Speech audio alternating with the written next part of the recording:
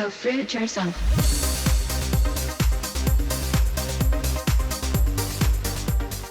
The latest diet fad doing the rounds has been taken to the extreme by this 25-year-old from Australia, Loni Jane Anthony. Loni Jane reveals on her blog that she eats up to 20 bananas a day, raw and in smoothies, but many commentators are branding her irresponsible. Okay, it's working. It work? It's working. We're on. There's a little fruit baby there. So there's a fruit baby, a smoothie baby in there. And I just wanted to welcome you and see how you're feeling and just thank you for being here. Yeah, for sure. I'm feeling awesome. Yeah, and you're looking awesome. I feel good. I'm a little bit sort of losing my voice a bit from just doing interviews and talking on the phone and being really busy still, but yeah, I can cope with that because I'm carved up. Yeah, exactly. Yeah, good one. Yeah, so like, how is all this hype? I couldn't believe it. Like, you did this interview and then all of a sudden it's just everywhere. I know, I was not expecting it at all, and I definitely didn't do it, to put it out there and put my face and my name out there. I actually was like, oh, I wish I didn't use my last name, but anyway, it doesn't matter. The media just take parts of whatever you say and make it into their own, and if they can make it as negative as they possibly can to get that audience, then that's what they're going to do. Yeah. So I wasn't fazed one bit by the negativity that came out of it, because I feel like there's way more positive that came from this than good. Yeah, way more. I'm seeing it everywhere. Yeah, and I still think that most of the people that say negative stuff are actually Curious. the people that are probably even more curious than the people that are actually praising me for it. Yeah. They're probably thinking in the back of their heads, oh, that obviously really worked. Mm-hmm. She does actually look healthy, and and people are interested in it because it's like deep down we all know that fruits and vegetables are good for us, and I just think that's just inspiring within itself, and the negativity doesn't get to me one bit because I know I'm thriving in health and I know what I'm doing is right. Awesome. And I'm not silly. I'm not on a diet. This is my lifestyle. It's every single day, and I just know that what I'm doing is right. And I love sending the message out. This is obviously new to me, to be sort of in the public eye a little bit more, but handling it well. Yeah, I'm trying my best. I am a really private person. So I appreciate this. Yeah, I appreciate this interview so much. This is the first time this is the first interview I've done. I've turned down all the TV interviews and stuff because I just feel like it's a little intrusive and maybe I'm not ready. I'm not quite sure about it yet. I'm still thinking about it. We have the exclusive here, folks. Yeah, exclusive interview. There has been days when I've just ate just bananas, but not while I've been pregnant. I've definitely been eating, I've been sticking to the raw till 4 pretty much most days, especially later on during the pregnancy. It just makes me feel better. I feel more energy. I feel happier. I feel emotionally stable, so still lots of carbs, keeping it low fat, a little bit more fats during pregnancy. It doesn't affect me like it used to when I wasn't pregnant if I would go a little bit overboard with the fats because I feel like I'd need it. Mm-hmm. But that's just me listening to my body, because I know what I need. And I know that if I feel like I'm sort of missing something, my body's pretty good at telling me and I'm pretty good at picking that up. I love my potatoes. Me too. I love my potatoes. Dutch greens. Yeah, Dutch greens. Yeah, Sabang is pretty good. Yeah, Dutch greens and sweet potatoes, pasta and rice. Yeah, it's good. How abundant is this lifestyle, really? A lot of people, I think they look at the lifestyle, whether it be vegan or fruitarian, and they're like, oh, it's just so restrictive. I don't want to do that. There's no variety. And it's like, come on. Yeah. So much variety. We're not as humans though. We're not designed for the variety that we have given to us either. Look at all the variety you go into a supermarket. You don't even know where to look. Oh, You go wanting to make dinner, and you think you go into a supermarket. You're like, there's just way too many options, and you usually end up going for the frozen aisle anyway. But with this lifestyle, you don't need hundreds and hundreds of varieties of tastes and foods, like, and you just, like, I love my smoothies and I have them every day. Like, but it's like people eat their cereal every day. It's like, it's no different. Like, you're still eating the same. Like, most people eat the same things, every day. It's no different when you're on this lifestyle. Like, it's still plenty of variety.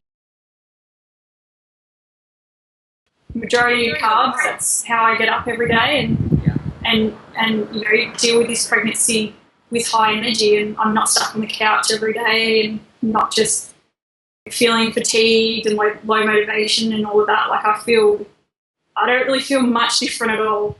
And there isn't many pregnant people that can say that they feel that way. Yeah. So, that's an amazing, testament. It is, because you see people like Kim Kardashian gaining double the amount of weight that she should. Yeah. And then ending up with preeclampsia. And lots of pregnant people deal with that too. Like, it's so well known, and it's such a common symptom of pregnancy. And all of these common symptoms of pregnancy, I just feel like it's not needed. You don't have to have these symptoms if you just, if you don't stuff your face with all these processed foods and high fats and high animal protein. So I think, like when people are saying, I'm going to die, my baby's going to die, I'm going to be malnourished, my baby doesn't get enough proteins and fats and all of that. And I think, I love Kim Kardashian, but I watched her pregnancy and how she had her baby, I think it was 6 or 7 weeks premature, and because her liver was shutting down and she had toxemia, which is preeclampsia, so you hold a lot of fluid, you blow up like a balloon, and it's so, so dangerous. Like, your blood is literally toxic. Wow. And if your blood's toxic, what do you think your baby's getting? So, but there was nothing in the news about that. No one was saying, Kim Kardashian, treating her body badly while she's pregnant, like she should be stopped. All of this stuff. It's just no one blinks an eye because it's so normal in society. If you were to see a pregnant woman walking along the street with a McDonald's bag, or eating chips or ice creams, or tubs of ice creams or lollies, like, it's just normal. Like, people just think it's so normal, and I completely disagree. I just think it's terrible. It is. It's I just think, well, what's wrong with eating 10 bananas for breakfast? Like, if I'm feeling good and I'm energetic and vibrant and glowing and healthy, and it's obviously working, like, clearly. I want to help other pregnant women be able to not deal with crazy, painful symptoms while they're pregnant, because it's just not necessary. My ankles, they're not massive and swollen, and I can still walk. And what about morning sickness? Yeah, so I never had morning sickness. Wow. I never physically threw up or anything like that. I did at the start. I felt a bit nauseous and tired, but that was more because I was working too much, and it takes a lot on you emotionally when you find out that you're pregnant, and to realise that your life is changed, it's forever changed from that moment that you find out you're pregnant.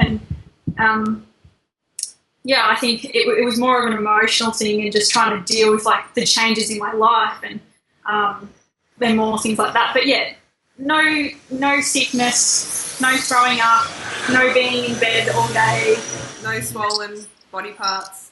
No, except your belly, obviously. Yes, except for my belly. Can you stand up and show people?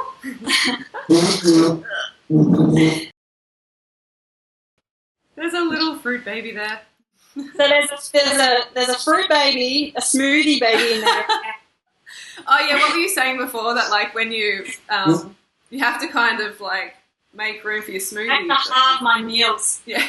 Just spread them out, because I do have a small body, as you can see, one's a little bit smaller frame, so fitting in the 10 banana smoothie is a little bit of a struggle sometimes. It depends on the day. It depends where the baby is. Sometimes the baby's feet's right up, where my stomach is. So I'm having my smoothie, and it's or it's having a boxing match with my stomach. So it's okay, I'm just going to have to halve that one and have another half in half an hour. That's awesome. But yeah, definitely not cutting down on the carbs whatsoever. Yeah. Just have to spread it out. Yeah. Good on you. Yeah, that's awesome.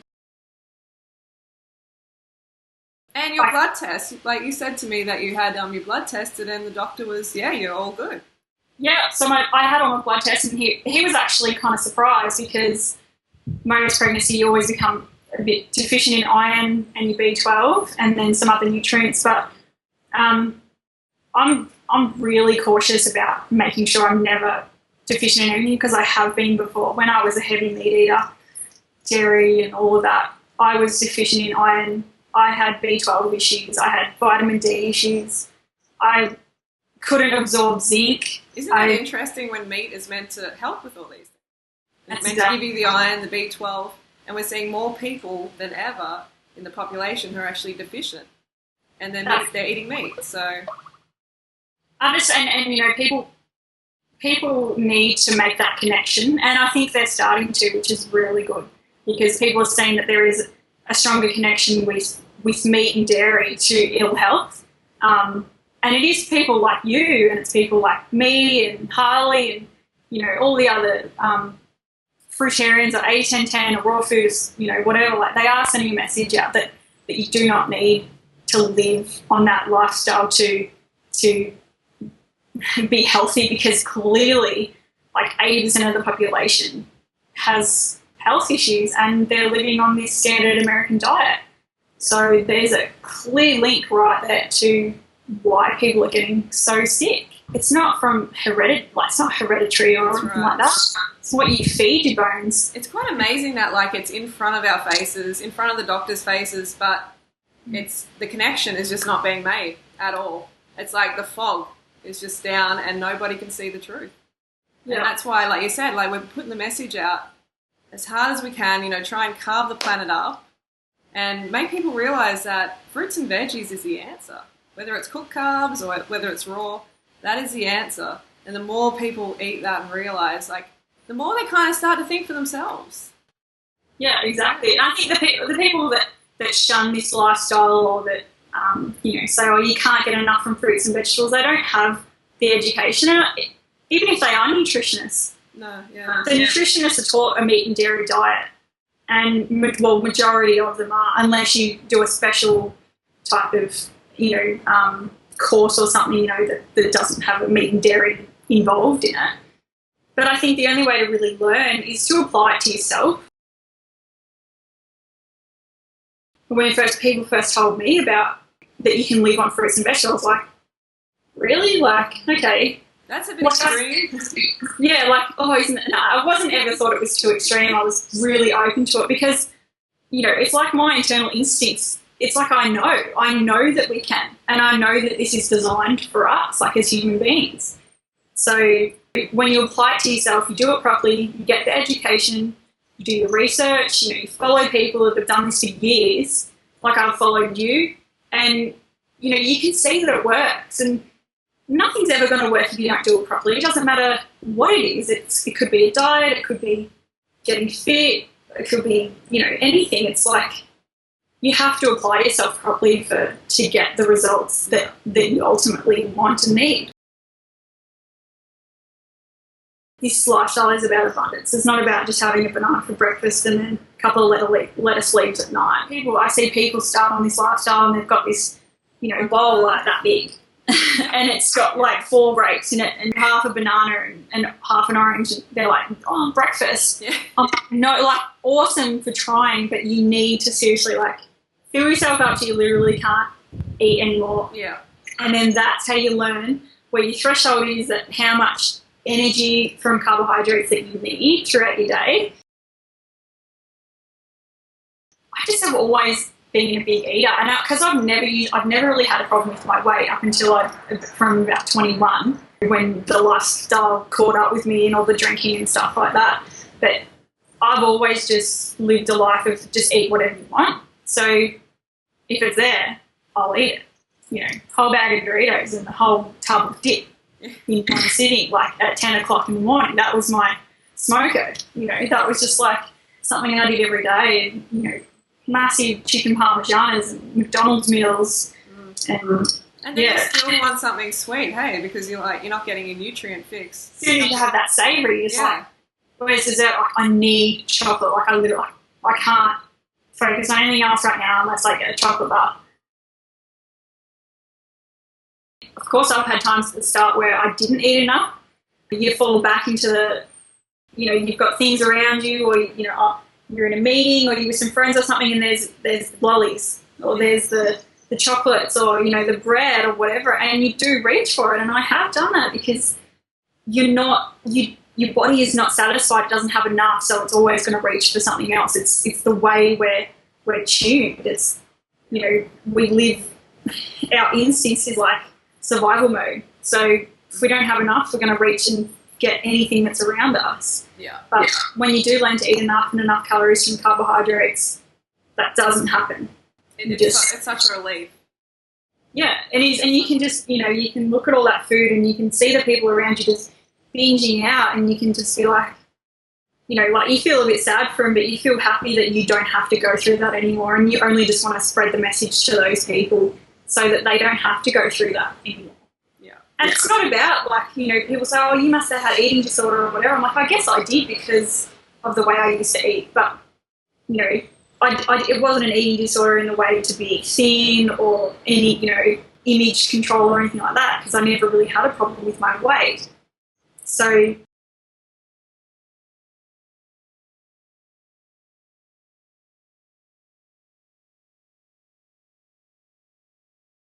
that you can thrive on this lifestyle. Doing that just it taught me a lot about eating, how to eat like more salads and stuff, because before then I never used to eat any salads or fruits or anything like that. So you came from paleo, didn't you? Yeah, I did it for probably like 6 months because I was put on it. I was told by my doctors and stuff that I should try it, and this would be good for your health and everything, like eating organic meats. So yeah, I thought I was really onto something, but yeah, I lost a lot of weight because I wasn't eating enough, and I just remember always, I just would always have sore stomach, and my body never digested the meat well at all, and I was always like, oh, I'm going to eat these, 5 portions of meat every day, like literally gagging at the thought, because I never was a massive, big steak eater or anything like that. So yeah, going from paleo, just, Yeah, you would have you're probably, largely losing weight because you were sick. Yeah, I was really sick, and you could see it in my skin and everything like that, but it was because, they just teach you, you just have these small portions of salad, and then this portion of meat that's usually bigger than the salad. And then because, you cut all grains out, most carbohydrates, not that much fruit or anything like that. So you just, you literally just, your body's just like, what is going on? I don't know how to deal with this. And you're just always searching for food and always looking around food, trying to stop yourself from eating, thinking, that's what causes eating disorders, is lifestyles like that, where you are honestly deprived all day, and you have to stop yourself from grabbing the bread or the pasta. That's a true eating disorder. That is. Yeah. And I think that's, I get it all the time, oh, you're anorexic and you got an eating disorder, whatever. I'm like, no way, man. Have you seen me eat? A big thing to remember is the truth goes through 3 stages. First, it's ridiculed. Second, it's violently opposed. And then third, it's kind of just taken on as fact. Yeah. So people, as soon as they hear about this, like you said earlier, they know deep down that fruits and veggies are the answer and what we should be eating. So something clicks in their brain. They're like, whoa. But then everything that they've learned, all this conditioning comes along as well. And it's just this big clash. Yeah, it's like hitting a brick wall. It's like everything you've ever taught, everything you've ever learned, everything you've ever been told has just gone to shit. And you just think, how can I deal with that? How can I deal with that education that I've had for 20-odd years? And then this girl here is doing something completely different and clearly killing it. Yeah. And living a lifestyle that they really wish that they could live. So that's a big thing of why people are negative, because they can't honestly see themselves changing. They can't see them changing their lifestyles, getting out of their comfort zones, and just start eating the fruit and getting rid of the burgers, or getting rid of the milk and all that sort of stuff. You obviously, you're well researched, I can tell, and you know what you're talking about. And I just really think that you should get a YouTube channel started. Yeah. I really think you should think about that. I have thought about it so much, and I'm just like, I just need to, I have thought about it a lot the last sort of couple of weeks since I've finished, working at my office job, because I really wanted to put more time and effort into this and really share the message and try and help educate people. So it's definitely on the cards. So folks, if you want Loni to make a YouTube channel, off you how to make videos, because I have no idea. I'm pretty computer literate, but making videos and YouTubes and stuff, I'm like, I don't know. I can totally help you with that. I'll totally help you with that. I'm an old hat at that now. I know what's going on. Yeah, but folks, if you want Loni to start a YouTube channel, put your comments down below. Okay. Yeah, let me know. Encouragement. If there's enough encouragement, I might actually just do it. I try with my blog and answer more questions. Oh yeah, what is your blog, by the way? What? Oh, it's just 1111.tumblr.com. It's just I started it years ago. It's just like an inspirational blog. Yeah. That I just started putting pictures up, and then that's where people ended up going from my Instagram, and then I just started answering questions on it about health. So. Yeah, you've got heaps of questions and answers there. Folks, definitely pop over to Loni's blog. I'll put the link in the description below. It's really cool. I love how you answer the questions. You take a lot of time for people. Yeah, I do really love helping people, because I know where I was at the start and I had no idea. And, if I didn't have people like you with your videos and other people that you could talk to, over the internet and blogs and Instagram and stuff, I wouldn't be where I am right now. So I know that help is so important. So that's right. I'll get my ass into gear and start answering some questions. Yeah, on YouTube, man. Yes, on YouTube, starting videos. I don't even know what I would make. Oh, we can give you some suggestions. People can put suggestions in the comments below. Definitely. I have a few ideas, off the questions that people ask me off my blog and stuff like that. But yeah, I'll definitely need to get onto that. Have you got more interviews to do, or? Yeah, so I got inundated with interview requests from all over the world, from London to America, heaps in America, and then Israel and Brazil, and then obviously all Australia as well. But I haven't done any yet, because I just haven't felt like it's right, and I just feel like I don't want the media to twist and edit what I'm saying. I really want to get the message out properly. So yeah, it's difficult. It can be difficult. Yeah, and I want to do it right. I don't want to have to do an interview and then it's not what I wanted and it's not spreading the right message, or they've cut out things that I feel like are really important. So yeah, I think when it feels right, it'll feel right, and I'll do it. But there's still a few on the cards that I might do this week, but we'll see. Yeah, thank you so much. Thanks again for being on the show, on the Banana Girl show. My first ever appearance on Yeah, that's so cool. I'm glad I got the first interview with you. Yes. You're probably going to be on Ellen next.